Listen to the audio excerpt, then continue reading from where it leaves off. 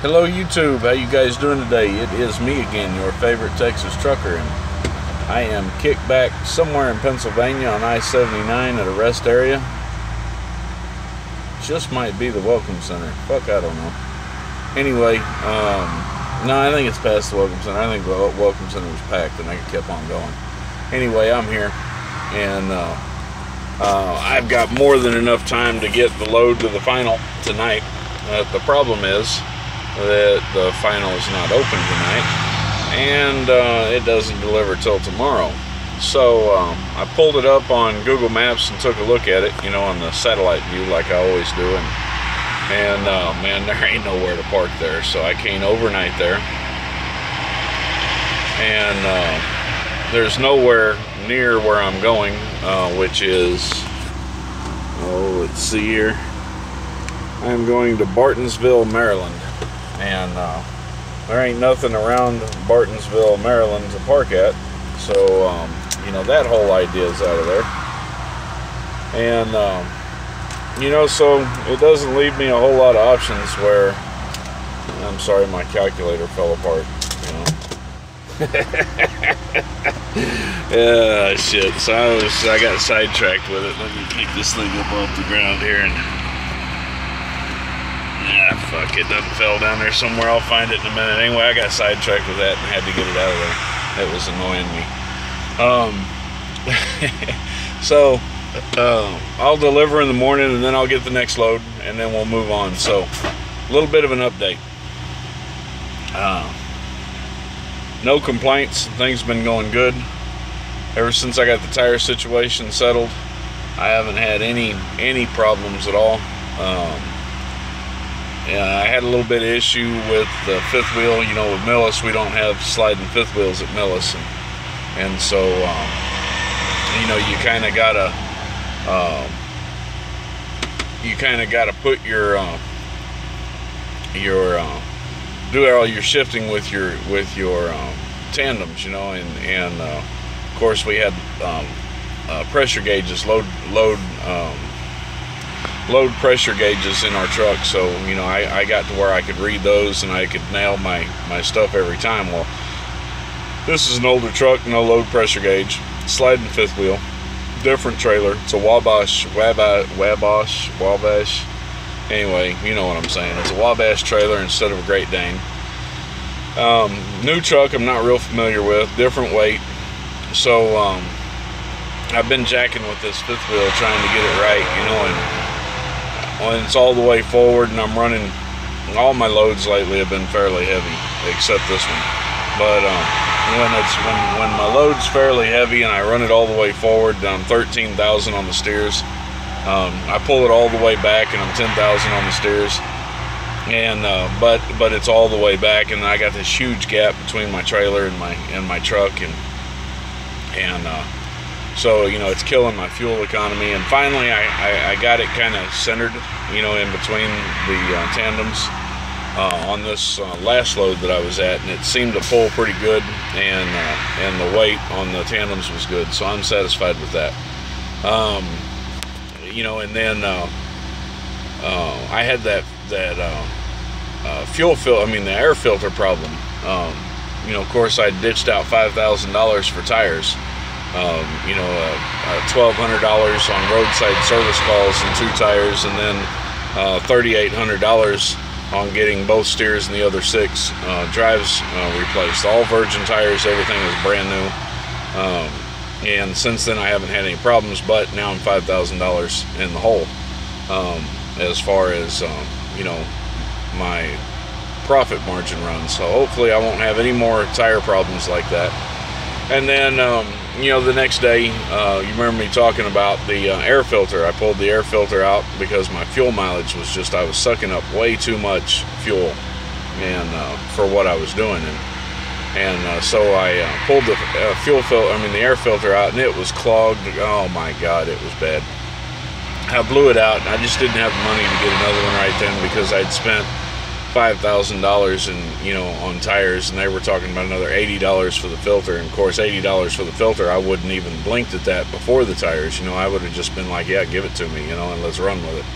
But after $5,000 for the tires, you know, and I'm down to the down to the nitty gritty in my bank account, you know, I was like, man, I can't do it right now. I just got to blow it out and work with it, you know. And so anyway, we made a you know, fairly sizable deposit into my account today, and or in the morning we're going to make it. And so I'm going to go ahead and buy that filter and replace the filter. And then I'm considering going with a high flow, the washable filter. I've heard a lot of good stuff about it. I talked to a driver today, you know, who said he's getting a pretty good increase in fuel mileage out of it. I listen to Kevin Rutherford, and I take a lot of the things Kevin Rutherford says with a bit of a grain of salt, you know, but I did listen to Kevin Rutherford, and Kevin Rutherford says that they're experiencing a half a mile per gallon increase in fuel economy by using those air filters. And those air filters are running around $500, so it's not on the table just yet. Got a friend of mine who is a diesel mechanic, and when I come home, he's kind of got he doesn't have the air tools to pull these front tires off and do anything with them, but he's got a plan for us to be able to get these front tires on the truck off, and then we're going to do a front brake replacement on the tires. And then I need to buy a grease gun so that I can grease up my kingpins really good. That's going to be one of my next priorities. I'm going to try to find, maybe I can get lucky and find a truck stop that's got a grease gun, and I can just go ahead and buy one, get that out of the way, and then I can go ahead and grease up my kingpins and you know, and all my steering linkage, you know, keep any of that from going out. So you know, that's kind of the stuff that I've got in mind right now. I really want to do as much of the maintenance on this truck as I can do. I am mechanically inclined. With that being said, I'm not a mechanic, you know, and it's been years since I've really sat down and worked on anything.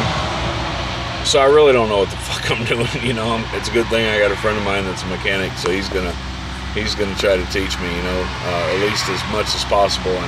And I gotta go through, you know, I've got a kind of a hodgepodge of tools back here, you know, that's a little bit of everything, you know, and a whole lot of nothing. And I need to go through all that shit and fucking find some way to get organized in here. So I know what I've got. I don't even have a clue what the hell I got in there, you know. And I got to get some kind of organization going, you know.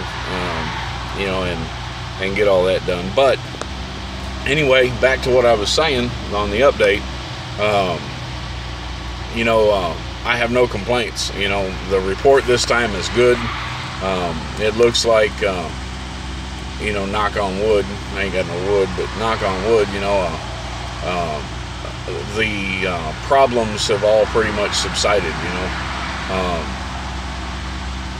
Yeah, I've got an N14 engine in here, and you know, there's no paperwork on any repair work. All the I talked to the people that used to own the truck before they sold it to Texas Truck Sales, and they said it was a good workhorse and that, you know, it was regularly maintained. They did all the work on it in-house. They've got their own mechanic, and they did all the work on it in shop. You know, it had a rebuilt transmission and a rebuilt, or not a rebuilt engine, but an in-frame done. But there's no paperwork on any of that shit. So I don't know what was done, how it was done, when it was done, and so I need to get in. I want to get an in-frame done on it as soon as I can. But, you know, you're talking about a good amount of money right there, and I'm not ready to sink all that in there yet. But barring any of that stuff going wrong, barring anything, you know, really bad going wrong with my truck, it's in pretty damn good condition, you know. And with all the problems I had over the last few days, those have all subsided. For 3 days now, I've run non-stop. Well, you know, not non-stop, but I've run, you know, as hard as I've had to run to get the loads delivered. And I haven't had a single issue, not a single problem. So I'm relatively happy with the situation. All right, now what I want to do is I got friends of mine that are wanting to become owner operators. Okay, and there's a concern among some of the friends of mine that the numbers that people are talking about making out here just are not realistic, and they're not possible. Okay, and so one of the things that I want to do is give you guys an idea of what I'm actually making. Now, I'm not gonna. I had to sign an agreement with my company saying I won't talk about their customers, you know, and so I'm not going to talk about their customers. But what I will, and I'm not going to even break it down by load, you know, what I'm getting paid by load. But what I will tell you is that our cutoff date for payroll is Sunday night, okay? And so we run Monday through Sunday for payroll, and then payroll cutoff is Sunday night. Whatever we've gotten done by Sunday night, we get paid for the following Friday, or we get paid for every 2 weeks. So what last Sunday was our payroll cutoff, which means that Monday, today is, the hell day is today? Today is Tuesday. Is that right? Yeah, today is Tuesday. Okay, I'm on my 3rd load this week. Today is Tuesday. I delivered a load Monday. Payroll cutoff is Sunday. I delivered a load Monday. I picked up a load Monday. I delivered that load Tuesday. I picked up this load Tuesday. I'll deliver it in the morning on Wednesday. All right. Right now, what my truck has grossed is, and we're not talking about fuel surcharge. And so I'm not even going to get into expenses just quite yet. You know, well, I haven't sat down and figured all that out. I've got my fuel surcharges written down, but I've spent more money than I have gotten fuel surcharge for. So I'm going to work on that a little bit. But right now I'm not including fuel surcharge, even though I have gotten, you know, nearly $1,000 in fuel surcharge. I'm not including that in these figures.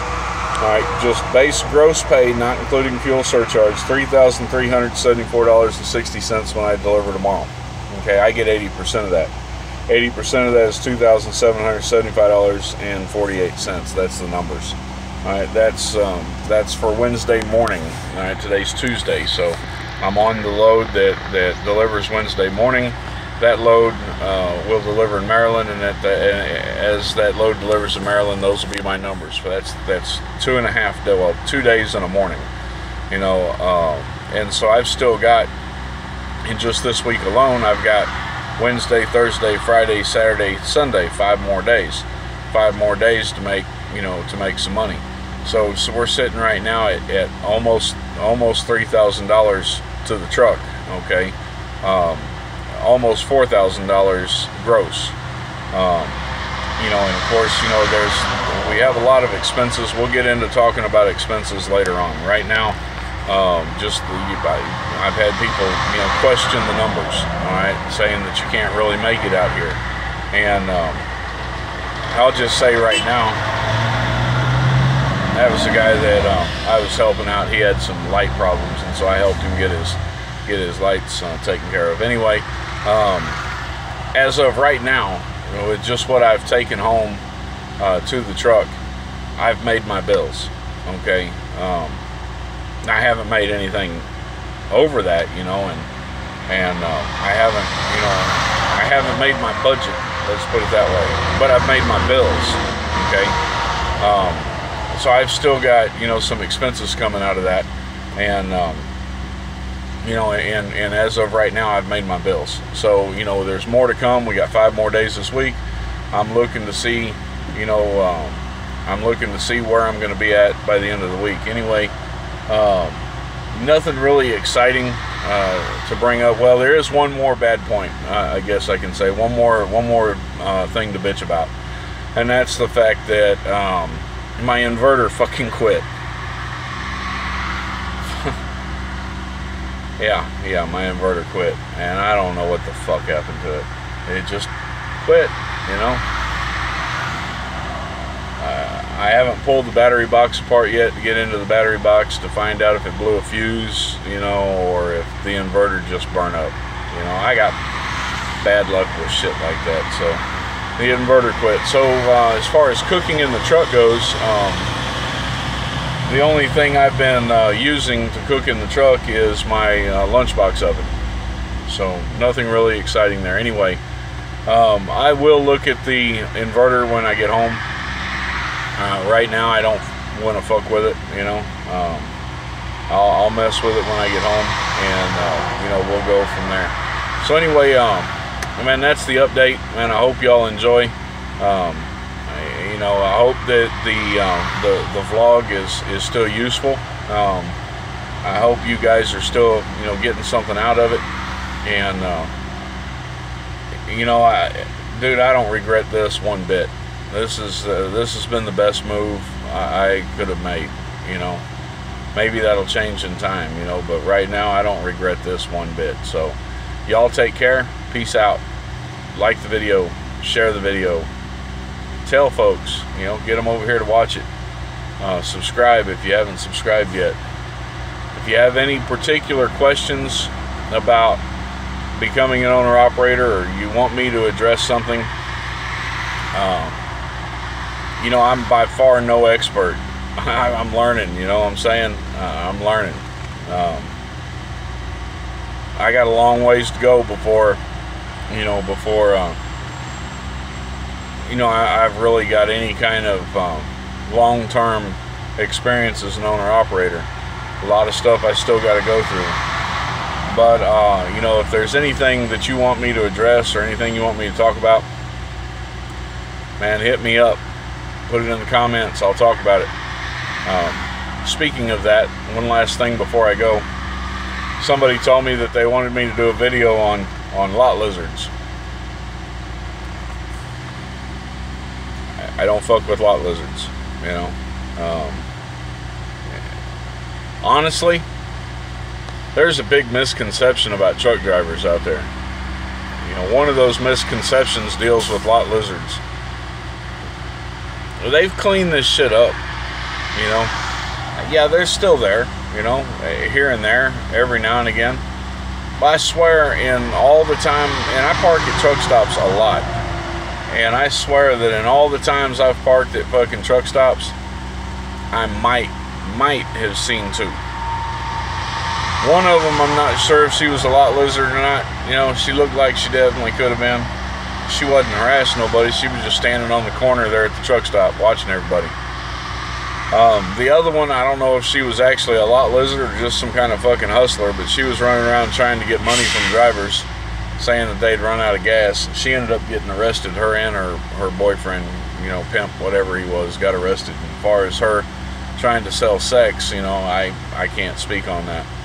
But as far as, you know, the whole lot lizard thing, I think that's blown way out of fucking proportion. You know, I'm sure that they exist. I've heard they exist, you know. I mean, I got friends that told me they've had them knocking on their doors, you know, just, you know, not too long ago. But me, personally, I ain't never seen it. I ain't never seen it.